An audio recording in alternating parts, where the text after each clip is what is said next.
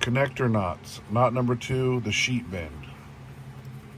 You take your two lines, fold one of them into a bite like that.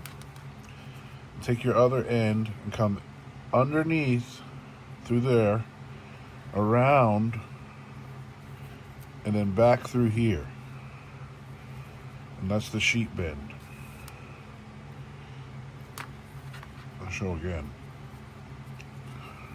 Untie it. Okay. You got your two ends. Fold a bite. Come through the bottom of the loop, around, under, and then right through there. And that's the sheet bend. Thanks for watching.